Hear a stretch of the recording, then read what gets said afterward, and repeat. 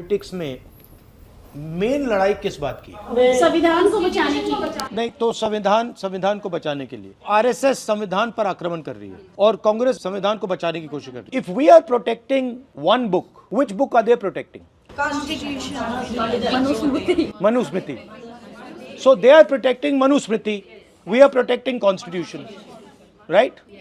But हम लोग कह रहे हैं कि भैया आप कॉन्स्टिट्यूशन को मार रहे हो। डायरेक्टली तो नहीं मार रही। मोदी ने ये तो नहीं कहा कि भैया मैं कॉन्स्टिट्यूशन को खत्म कर दूंगा। तो ये इनकी स्ट्रेटजी क्या है, कैसे कर रहे हैं? Okay, very good. ये इंस्टीट्यूशंस को कैप्चर कर रहे हैं। इंस्टीट्यूशंस कैप्चर करने से क्या होगा? 1947 में गांधी जी ने और कांग्रेस ने क्या कहा? रिप्रेजेंटेशन जो होता है और पावर जो है वो एक साथ चलेंगे।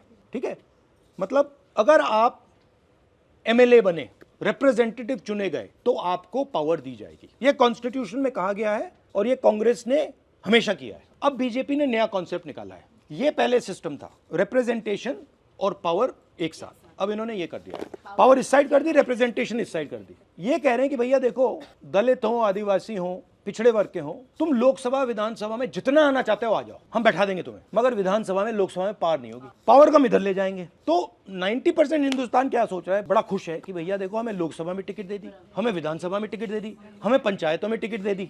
और इन्होंने क्या किया? इन्होंने ये कर दिया, उसमें कुछ है ही नहीं, वो खोखला है। वो पार्लियामेंट से उन्होंने पूरी पावर निकाल दी। कहाँ डाल दी पावर? उन्होंने पार्लियामेंट से निकाल के इंस्टीट्यूशंस में डाल दी, ब्यूरोक्रेसी में डाल दी, अदानी अंबानी के हाथ डाल दी, सेबी में डाल दी। हाँ, तो और ये सेपरेट कर दिया। अब 90% इंडिया इसके लिए लड़ रहा है। उनको समझ नहीं आ रहा कि भैया यहाँ कुछ है ही नहीं। लोकसभा में जो एमपीज हैं, मैं उनसे बात करता हूँ, बीजेपी के एमपीज से, दलित, ओबीसी, आदिवासी एमपी से, मैं उनसे कहता हूँ भैया आप आ गए, मगर आपको कुछ मिला? कहते राहुल जी यहाँ पे तो हमारी बात नहीं सुनते, बैठा रखा है। कास्ट सेंसस का क्या लॉजिक है? अब कास्ट सेंसस से हम क्या करेंगे?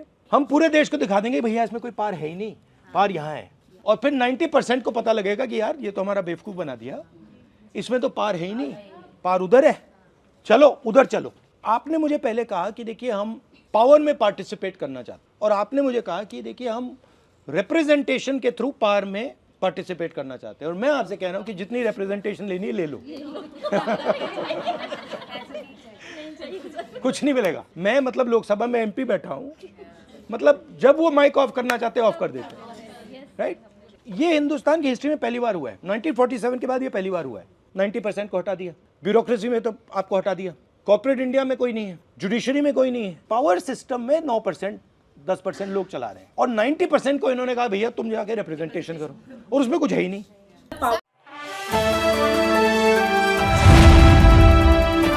द इंडियन खबर, सच आपके सामने।